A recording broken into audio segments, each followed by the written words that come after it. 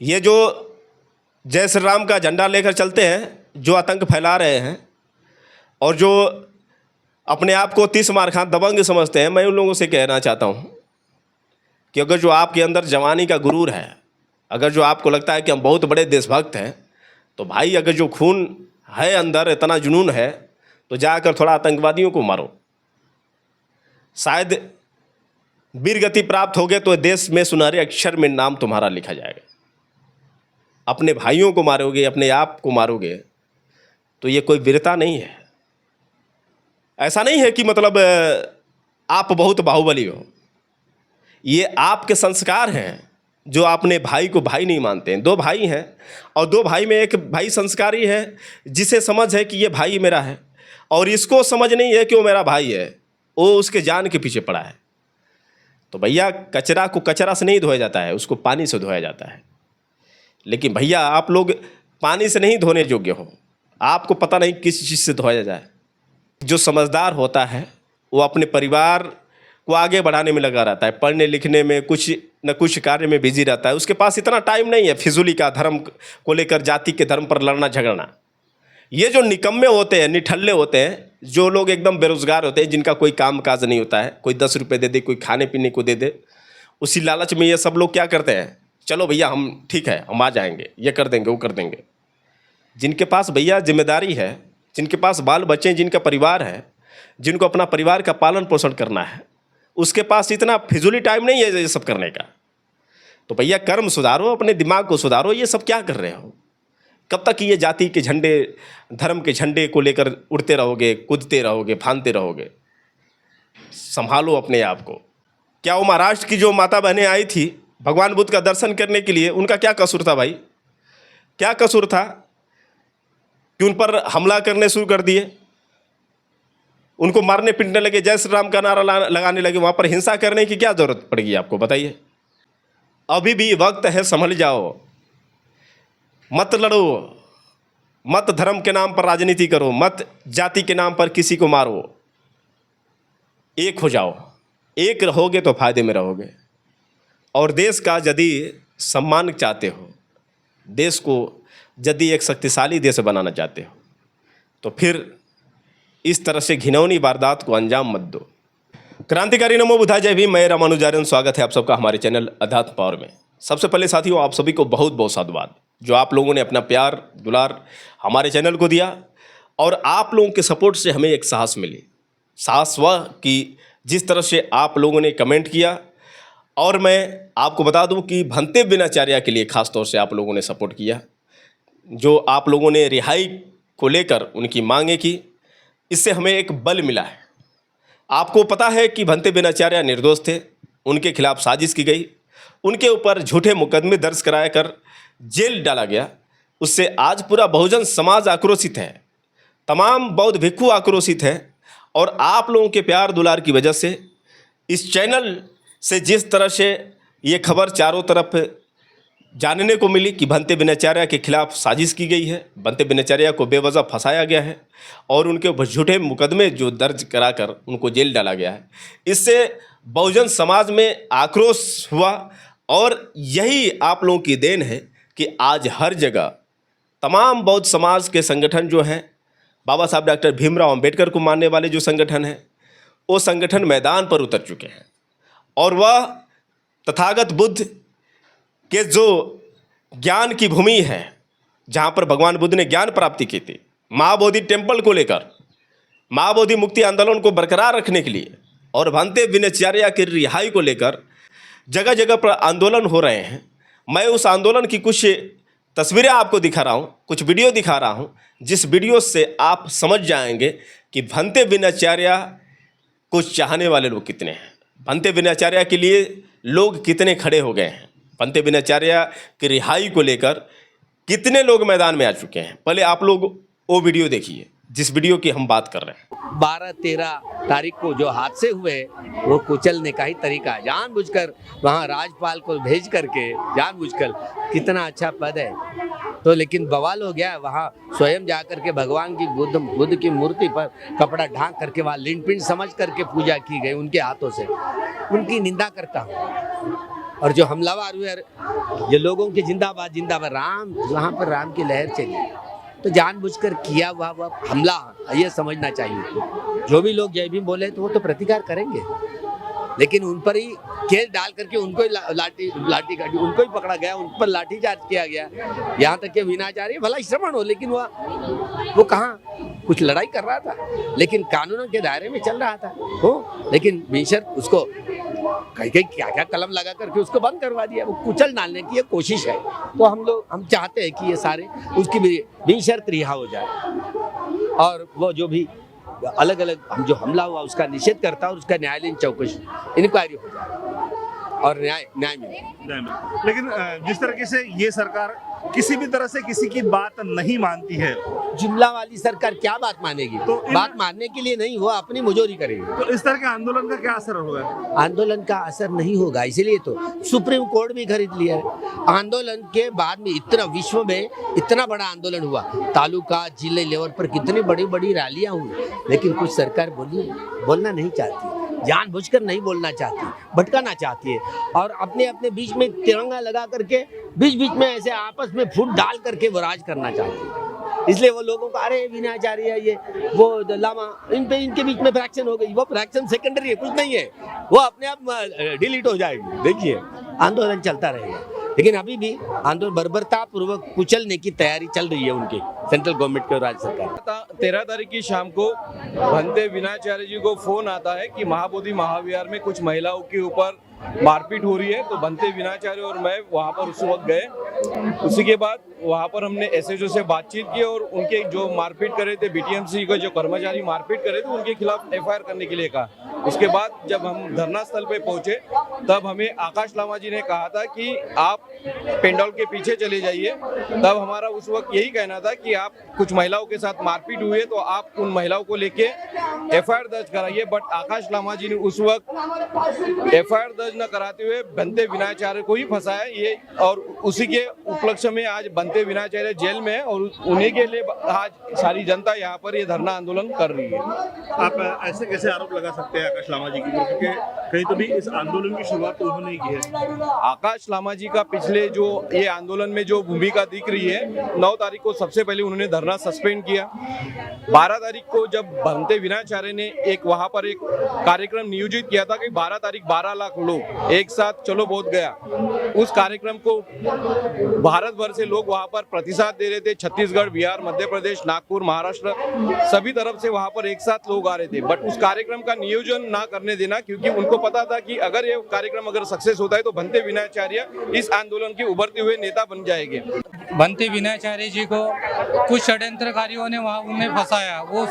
जब वो घटना घटी उस समय वहाँ नहीं थे, और उनके ऊपर में अटेम्प्ट टू मर्डर का केस लगाए। 303 के जो एक्ट होता है वो अटेम्प्ट टू मर्डर है। वो इतना गंभीर आरोप उन पे लगाया और उन्हें जेल में डाल गया। तो हमारा ये कहना है कि भिक्षु भंते ये इस तरीके के जो कृत्य कर नहीं सकते, इस तरीके की घटना कर नहीं सकते, और उन्हें जानबूझ के फंसाया जा रहा है। उनकी रिहाई के लिए आज हम लोगों ने यह धरना प्रदर्शन रखे, और ये धरना प्रदर्शन के बाद और हम बड़ा आंदोलन करने वाले और एक बड़ी सभा करने वाली है। और हम ये चाहते हैं कि भले भंते वीणाचार्य जी बाहर निकले, बाहर निकलने के बाद में फिर हम एक अपनी प्लानिंग के साथ में फिर ये आंदोलन को फिर से हम लोग आंदोलन को खड़ा करेंगे और बड़ा आंदोलन करेंगे इस बार। तो दोस्तों, जैसा कि आपने देखा कि इस वीडियो में किस तरह से भंते वीणाचार्य के साथ लोग खड़े हैं और महाबोधि मुक्ति आंदोलन को बरकरार रखने के लिए और महाबोधि टेम्पल को बचाने के लिए किस तरह से लोग आवाज़ उठा रहे हैं। जैसा कि आप सभी लोग जानते हैं कि आकाश लामा, सुमित पाल और प्रज्ञाशील, ये 3 जो भंते लोग थे, इन लोगों ने बगावत कर ली भंते वीणाचार्य, कौड़ाशील, राहुल से। लगातार 3 महीनों से धरना प्रदर्शन वहाँ पर चल रहा था। महाबोधि मुक्ति आंदोलन 3 महीनों से लगातार चल रहा था। लेकिन भारत और पाकिस्तान के बीच जब युद्ध हुआ, उस युद्ध में बिहार सरकार ने धरने को स्थगित करने के लिए बात कही और आकाश लामा बहुत जल्दी मान गए। उन्होंने स्वीकार कर लिया कि चलिए ठीक है, हम इस धरने को स्थगित कर रहे हैं। लेकिन ये बात भंते वीणाचार्य जानते थे कि एक युद्ध के बहाने महाबोधि टेम्पल के लिए जो हम लड़ाई लड़ रहे हैं उसको कहीं ना कहीं ध्वस्त करने की कोशिश की जा रही है। ये साजिश की जा रही है। एक युद्ध के बहाने हमारे इस आंदोलन को बंद कराया जा रहा है। उन्होंने ये कहा कि हम आंदोलन जारी रखेंगे चाहे कुछ भी हो जाए। अब आकाश लामा जो है मीठे बन गए सरकार की नज़र में, और वो क्या कर दिए कि भाई अपना वो एक अलग टीम तैयार कर लिए और इनके ऊपर टारगेट करने लगे। बात चल रही थी ऐसे ही कुछ, लेकिन जब बुद्ध पूर्णिमा आई, बुद्ध पूर्णिमा से ये कहानी एक नया मोड़ ली। 13 मई को अगले दिन यानी 12 को बुद्ध पूर्णिमा थी, और अगले दिन 13 मई को महाराष्ट्र से कुछ उपासक उपासिकाएं महाबोधि टेम्पल के अंदर आते हैं, भगवान बुद्ध का दर्शन करने के लिए वहाँ पर पहुँचते हैं। वहाँ देखते हैं कि कुछ हिंदू देवी देवताओं की भी मूर्तियाँ हैं, वहाँ पर शिवलिंग है। बहुत बुरा लगता है उनको, और थोड़ा सा उनको नाराज़गी इस बात की होती है। और बाबा साहब डॉक्टर भीमराव अंबेडकर को मानने वाले लोग हैं, महाराष्ट्र में बहुत लोग बाबा साहब डॉक्टर भीमराव अंबेडकर को मानते हैं, भगवान बुद्ध को मानते हैं। उन्होंने जय भीम का नारा लगाया। अब भैया यहाँ पर जो पंडे लोग थे उनको बुरा लग गई, और ये पंडे नहीं भैया, पंडे की जगह पर गुंडे लोग बैठे हुए हैं, इतना समझ लीजिए। अब अचानक में पुलिस प्रशासन की मौजूदगी में कैसे वहाँ पर असामाजिक तत्व आ जाते हैं, आरएसएस के गुंडे भेज दिए जाते हैं, और वो परिसर में आकर जय श्री राम का नारा लगाने लगते हैं। जय श्री राम नारा लगाना तो चलिए कोई बात नहीं है भैया, तुम्हारे राम प्यारे हैं, इधर बुद्ध प्यारे हैं, भीम प्यारे हैं, लेकिन हद तो तब हो गई कि जब महिलाओं पर अत्याचार होने लगे, लाइटें बुझा दी गई, महिलाओं के साथ शोषण हुआ, वहाँ पर बौद्ध भिक्षुओं के साथ अत्याचार किया गया। बनते बिनाचार्य वो इस कारनामे को देखने के बाद वो दहल गए थे, जाकर बिहार प्रशासन से गुहार करने लगे। उन्होंने महिलाओं की सुरक्षा को लेकर कुछ पुलिस प्रशासन की और मौजूदगी के लिए बात कहनी शुरू की, लेकिन क्या फ़र्क पड़ने वाला है, ये तो बिहार सरकार का एक गेम प्लान है। अगर जो ये गेम प्लान नहीं होता तो ये वीडियो जो वायरल हुआ था, जिस वीडियो में आप देखेंगे कि बुद्ध पूर्णिमा के दिन वहाँ पर कुछ पंडे जो पूजा कर रहे हैं, वहाँ पर घंटा बजा रहे हैं, मंत्र का जाप कर रहे हैं, वहाँ पर पुलिस प्रशासन भी साथ में है, जिला अधिकारी भी साथ है, और सभी लोग किस तरह से वहाँ पर मंत्र का जाप कर रहे हैं, इस वीडियो को भी आपने देखा।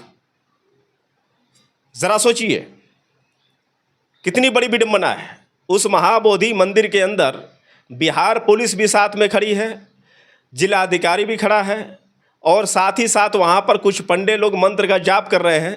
और अगर जो ये सरकार नहीं चाहती तो ये कैसे संभव होता। तो कुल मिलाकर ये तो भैया बिहार सरकार की देन है, बिहार सरकार के एक बनाया गया गेम प्लान है। अब बनते बिनाचार्य ने बात कही, यही भैया एक कलह बन गई। क्यों सुरक्षा मांग रहे हैं, आखिर क्यों बनते बिनाचार्य को इस बात से दिक्कत है कि महिलाओं के साथ अत्याचार हो रहा है, महिलाओं के साथ उत्पीड़न हो रहा है, वहाँ पर बौद्ध भिक्षुओं को सताया जा रहा है। क्या बनते बिनाचार्य की ही ये जिम्मेदारी थी? क्या ये पुलिस प्रशासन की जिम्मेदारी नहीं थी, या फिर बिहार सरकार की जिम्मेदारी नहीं थी?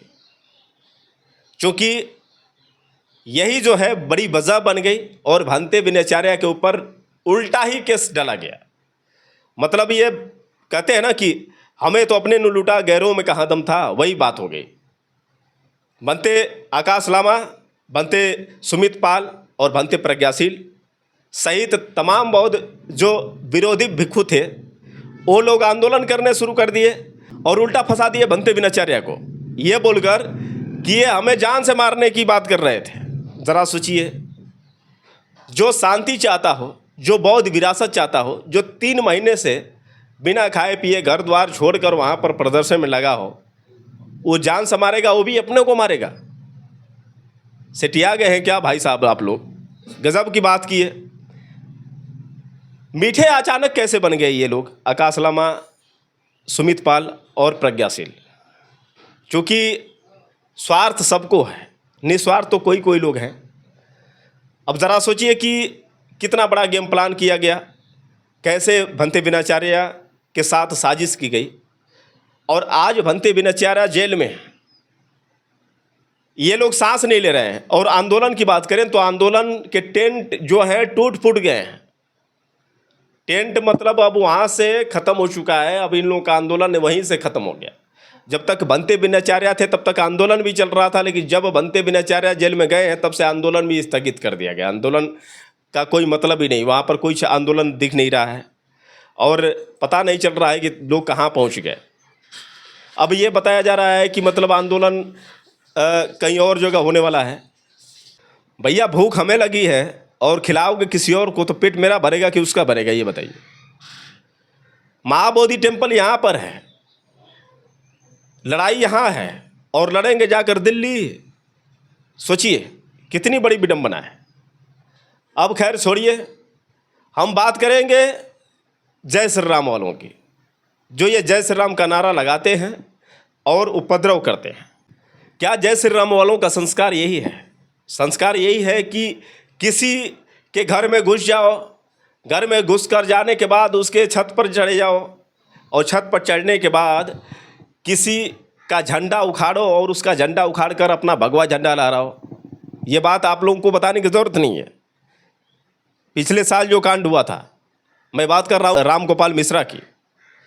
किसी के कहने पर राम गोपाल मिश्रा इतना उग्र हो गया कि वो मुसलमान के घर में घुसता है, सीधा जाता है और इस्लाम धर्म का जो ऊपर झंडा था उस झंडे को उखाड़ता है, फेंकता है और उसके बाद क्या करता है कि भगवा झंडा गाड़ता है और नीचे जो कुछ भीड़ थी जय श्री राम का नारा लगाती है। जैसे मालूम ऐसे पड़ रहा है कि भारत और पाकिस्तान के बीच सरहद पर पाकिस्तान को किसी ने जीत लिया है और पाकिस्तान का झंडा उखाड़ कर फेंक दिया और वहाँ पर तिरंगा फहरा दिया। जैसे मालूम पड़ रहा है कि भारत विजेता बन गया है। ठीक उसी तरह से यहाँ पर कहानी हुई।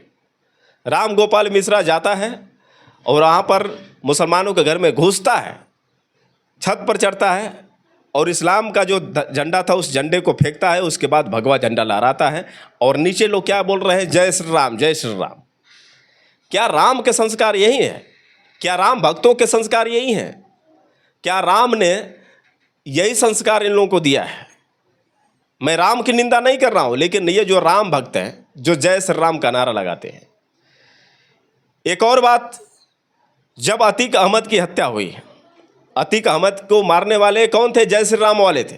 गए पुलिस प्रशासन के साथ में अतीक अहमद है, पुलिस लेकर जा रही है और एक युवक आता है, उसको गोली मारता है। उसके बाद जय श्री राम कहकर भागता है। क्या जय श्री राम वालों का संस्कार यही है कि किसी को गोली मारना, किसी धर्म के झंडे को उखाड़ कर अपना भगवा झंडा फहराना? और यहाँ पर जो हद हो गई महाबोधि टेम्पल के अंदर, बनते बिनाचार्य ने एक आवाज़ उठाई थी महाबोधि टेम्पल में कि महाबोधि टेम्पल के अंदर जो शिवलिंग की पूजा हो रही है, वहाँ पर जो देवी देवताओं की पूजा हो रही है, पिंडदान किए जा रहे हैं, ये कहाँ सही है? ज़रा सोचिए। यही जो उनकी आवाज़ थी, इन लोगों के पेट में एक चुभन सी होने लगी, इन लोगों का पेट गड़ने लगा इस चीज़ को सुनकर कि बनते बिनाचार्य ये बोल क्यों रहे हैं। हम ये बताएं आपको, बार बार मैं यही कहता हूँ, जिस तरह से आपको अपने राम प्यारे हैं, ठीक उसी तरह से किसी का अल्लाह प्यारे हैं, किसी को भगवान बुद्ध प्यारे हैं, किसी को बाबा साहब प्यारे हैं, किसी को कोई और प्यारा है। सबकी अपनी अपनी आस्था है भाई, सबको अपना अपना धर्म चुनने का अधिकार है। भारत का संविधान जो है सबको अपनी स्वतंत्रता देता है, सबको अपनी धर्म चुनने की आज़ादी देता है। तो फिर आपको क्यों चुभन सी होने लगती है? फिर आपके पेट में गड़न सी क्यों होने लगती है? आपके धर्म को कौन टारगेट करता है? आप नहीं करोगे तो आपके धर्मों को कौन टारगेट करता है? कौन जाता है बौद्धिस्ट आपके अयोध्या मंदिर में और जहाँ पर जाकर जय भीम का नारा लगाता है, वहाँ पर भगवान बुद्ध की मूर्ति लगाकर ज़बरदस्ती वहाँ पर पूजा करता है? कौन मुसलमान वहाँ पर जाता है अल्लाह का नमाज़ पढ़ता है? आपके मंदिर में कोई अन्य धर्म के लोग जाकर उत्पात मचाते हैं? ऐसा है? अगर जो ऐसा होगा तो फिर क्या आप छोड़ेंगे उसको? आप हमें बताइए। कोई मुसलमान जाकर वहाँ पर इस्लाम का झंडा फहराएगा, वहाँ पर अल्लाह बोलेगा, नमाज़ पढ़ेगा, तो आप उसे छोड़ेंगे? हरगिज़ नहीं छोड़ेंगे। तो आप तो भाई कितनी बड़ी गुंडाई कर रहे हैं यहाँ पर, जरा सोचिए। भगवान बुद्ध की विरासत है महाबोधि टेम्पल, वहाँ पर तमाम जो है बौद्ध उपासक उपासिकाएं आते हैं भगवान बुद्ध की पूजा करने के लिए। वहाँ पर देवी देवताओं की पूजा करने के लिए नहीं आते हैं। और वहाँ पर जो भी लोग आते हैं तो इस वजह से आते हैं कि भगवान बुद्ध की ये ज्ञान भूमि है। यहाँ पर भगवान ने ज्ञान प्राप्त किया था। सम्राट अशोक ने महाबोधि टेम्पल बनवाया था, वो भी महात्मा बुद्ध के सम्मान में बनाया था, और अधिकार वो बौद्धों का ही है। बीटी एक्ट 1949, जिसमें बिहार सरकार ने उस मंदिर के अंदर 4 हिंदू और 4 बौद्धों की जो बात की थी, ऊपर से बीटीएमसी एक टीम बनाया, और टीम में जो अध्यक्ष होगा वो हिंदू धर्म का ही जिला अधिकारी होगा, किसी और धर्म का होगा तो वो नहीं होगा, अध्यक्ष होगा। मतलब इसमें 4 हिंदुओं को डालने की क्या ज़रूरत थी? क्या मंदिरों की कमी है जहाँ पर हिंदुओं की कमी है, या फिर मंदिर किसी हिंदुओं को जगह नहीं मिल रही है जो इनमें वैकेंसी के रूप पर डाला गया? अरे भाई, यदि ये संविधान की बात करेंगे, यदि आप अपने अधिकार की बात करेंगे, तो फिर अयोध्या मंदिर में 4 मुसलमानों को आप रखेंगे? ज़रा बताइए, 4 मुसलमानों को आप रखेंगे अयोध्या में? अगर जो यहाँ पर 4 बौद्ध के साथ 4 हिंदू हैं, तो वहाँ पर भी कुछ पंडितों के साथ इस्लाम धर्म के वहाँ पर मुल्लाओं को भी रखा जाए। रख लेंगे आप लोग? नहीं रखेंगे, क्योंकि आप जानते हैं कि इस्लाम धर्म के अगर जो वहाँ पर मुल्ला आएंगे तो राम को नहीं मानेंगे। राम को वही मानेंगे जो राम भक्त होंगे। ठीक उसी तरह से यहाँ पर भगवान बुद्ध को मानने वाले जो बौद्धिस्ट हैं, उनके साथ हिंदुओं को रख देंगे तो हिंदू कभी भी भगवान बुद्ध की पूजा नहीं कर सकता है, वो राम की ही पूजा करेगा। तो ये पूरा बीटी एक्ट जो है 1949, ये जो कहीं ना कहीं बिहार सरकार जो निरस्त नहीं कर रही है, बार बार 1949 से लेकर ये प्रदर्शन हो रहा है, बार बार महाबोधि टेम्पल में बौद्धों के अधिकारों की मांग हो रही है, और लगातार ये आंदोलन चलाया जा रहा है कि बीटी एक्ट 1949 को ख़त्म किया जाए, लेकिन बिहार सरकार ये ख़त्म नहीं कर रही है, हिंदुओं को वर्चस्व दे रही है। तो मैं यही कह रहा हूँ कि अगर जो वहाँ पर पुजारियों को बैठा देंगे, गलती उनकी नहीं है, गलती बिहार सरकार की है। अगर जो आप पंडों को बैठा देंगे तो भगवान बुद्ध को क्या समझते हैं? वो तो राम को मानेंगे, वो शिव को मानेंगे। तो गलती इन ब्राह्मणों की नहीं है, इन ब्राह्मणों को बैठाने वाले की गलती है। जब तक वो बीटी एक्ट ख़त्म नहीं होगा, उसको हटाया नहीं जाएगा, तब तक ये, जब तक ब्राह्मण रहेंगे तब तक ये इस तरह से कचरा फैलाते रहेंगे। 33 करोड़ देवी देवताओं को इसी में डालते रहेंगे, पूजा पाठ करवाएंगे, पिंड दान कराएंगे, भूत प्रेत तरह तरह के जादू टोनों का एक प्रचंड इन लोग तैयार करते रहेंगे, इसी तरह से पुजवाते रहेंगे। तो सबसे बड़ी बात है भैया कि ये अधिकारों की बात है। जिस तरह से एक मस्जिद में पुजारी नहीं बैठता है, एक मंदिर में कोई मुल्ला नहीं बैठता है, ठीक उसी तरह से महाबोधि टेम्पल के अंदर भी एक बौद्धिस्ट के अलावा किसी और को नहीं बैठना चाहिए। जिस तरह से सबके अपने अपने नियम हैं, ठीक उसी तरह से हर एक धर्मों के नियम हैं। हिंदू धर्म का नियम अलग है, इस्लाम का नियम है, तो बौद्धिस्ट का भी अलग नियम है, क्योंकि जिसकी जो आस्था होगी उसी की वो पूजा करेगा। समझने वाली बात है। तो मैं यही बार बार कहने का प्रयास करता हूं कि आप इस बात को कब समझेंगे, कब हम कहें कि हिंदू मुस्लिम सिख ईसाई आपस में सब भाई भाई। ये जो नारा कभी हम बचपन में सुना करते थे, जब हम स्कूलों में पढ़ा करते थे, जब स्कूल में जाते थे तो गाना, वो देशभक्ति गाना चलता था, हिंदू मुस्लिम सिख ईसाई आपस में सब भाई भाई। वो कहाँ गया गाना? आज हिंदू अपना झंडा लेकर गाड़ने के चक्कर में पड़ा है, मुसलमान अपना झंडा गाड़ने के चक्कर में पड़ा है, सब अपने अपने झंडे लेकर चल रहे हैं। और देश कहाँ पर पहुँच रहा है ये पता नहीं है। देश का कितना नुकसान हो रहा है इसी जाति भावना से लेकर धर्म के जो अंदर हम लोग लड़ाई कर रहे हैं, इस चीज़ से कितना नुकसान हो रहा है देश को, इस बात का कुछ भी अंदाज़ा नहीं है। बस अपना झंडा गाड़ने के चक्कर में लोग पड़े हैं। कितनी बड़ी विडंबना है। कुछ आतंकवादी घुसते हैं वहाँ पर जहाँ पर हमारे देश के सैनिकों का झुंड होता है। जम्मू कश्मीर आप जानते हैं, जम्मू कश्मीर में जो पहलगाम जो हमला हुआ, जो पहलगाम का एक दर्दनाक कांड हुआ, ये कौन देशभक्त होगा जो नहीं जानता होगा जी, या फिर कौन देशवासी होगा जो नहीं जानता होगा। जम्मू कश्मीर का एक बैसरन घाटी बहुत ही खूबसूरत घाटी है, खूबसूरत एक नज़ारा है। उस नज़ारा को देखने के लिए हर गर्मियों में सैलानी वहाँ पर पहुँचते हैं भारत के। ऐसा ही कुछ हुआ, वहाँ पर बैसरन घाटी में तमाम सैलानी वहाँ पर पहुँचे थे। अचानक में कुछ आतंकवादी आते हैं और वहाँ पर सैलानियों में बच्चे भी थे, उनके माता पिता थे, यानी ये कहें कि 100-200 से अधिक लोग रहे होंगे वहाँ पर। अचानक आते हैं और ऐसे कहते हैं कि आप पुरुष अलग हो जाओ, महिलाएं अलग हो जाएं। किसी को क्या पता था कि अलग, किसी ने सोचा होगा प्रसाद और साथ बांटेंगे सब। वहाँ पर चूँकि वो लोग पुलिस की वर्दी में आए थे, सेनाओं की वर्दी में आए थे, तो जैसे उन लोगों को पता चला कि ये सेना की वर्दी में आए हैं तो कुछ हो सकता है भैया मिठाई उठाई बांटे। मतलब महिलाओं को अलग किया जाता है, पुरुषों को अलग किया जाता है। फिर उसके बाद देखिए, ये पूछा जाता है कि तुम हिंदू हो या मुसलमान। बोला हिंदू, तुरंत गोली मारी, काम खत्म। फिर इस्लाम छोड़ दिया। यदि कोई डर से कहा कि हाँ मैं मुसलमान हूँ, चलो कलमा बोलो, बोल दिया, तभी भी संतुष्टि नहीं हुई। चलो पैंट उतारो, तुम्हारा खतना हुआ है कि नहीं हुआ है। यहाँ पर पकड़े गए, तुरंत गोली मारी। ऐसे ऐसे करते करते 27 लोगों को मौत के घाट उतार दिया उन आतंकवादियों ने। और ज़रा सोचिए वहाँ पर क्या स्थिति होगी।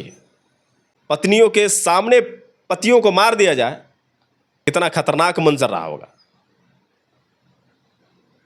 और वहाँ पर टारगेट क्या हुआ, किसी ने ये नहीं पूछा कि तुम ईसाई हो, बौद्ध हो, क्या हो, बस इस्लाम और हिंदू, चाहे कुछ भी हो।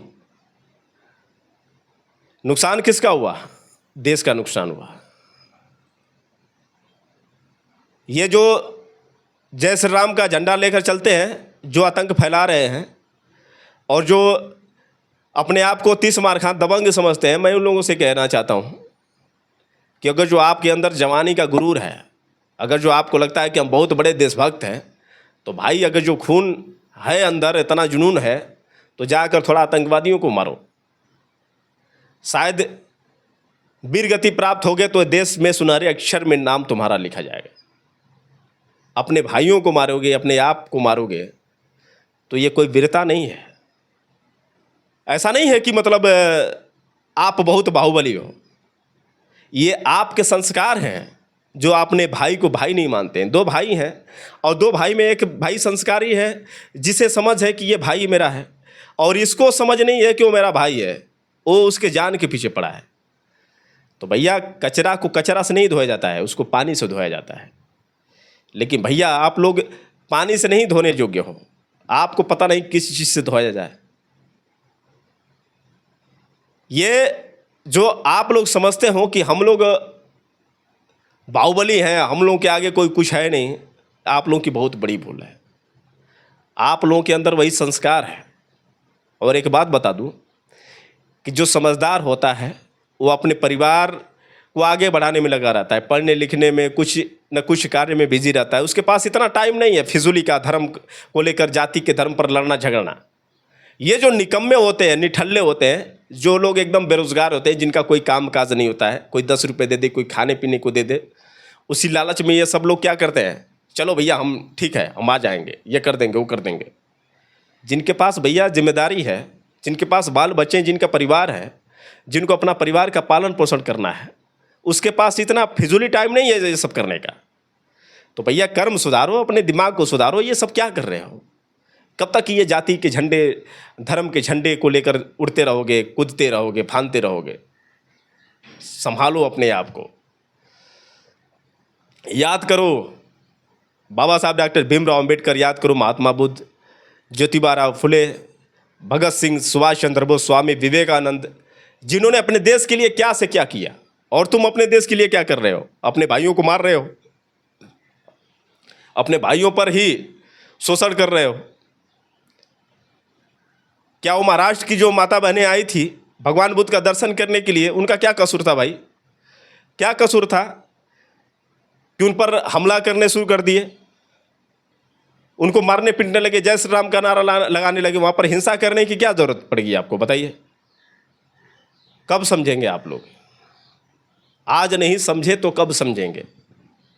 योगी आदित्यनाथ जी कहते हैं कि बटोगे तो कटे हुए। बांट कौन रहा है?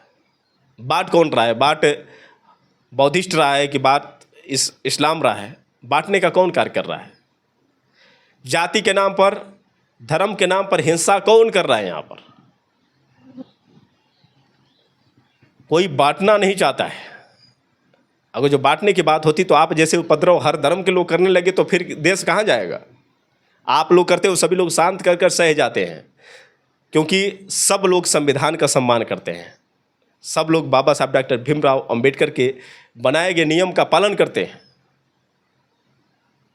तो ये बात है कि भैया अभी भी वक्त है, समझ जाओ, मत लड़ो, मत धर्म के नाम पर राजनीति करो, मत जाति के नाम पर किसी को मारो, एक हो जाओ। एक रहोगे तो फायदे में रहोगे। और देश का यदि सम्मान चाहते हो, देश को यदि एक शक्तिशाली देश बनाना चाहते हो, तो फिर इस तरह से घिनौनी वारदात को अंजाम मत दो। बहुत कुछ कहना है, लेकिन बस इतना ही है। फिर मिलेंगे अगले वीडियो के साथ, तब तक के लिए क्रांतिकारी नमो बुद्धाय। जय भीम।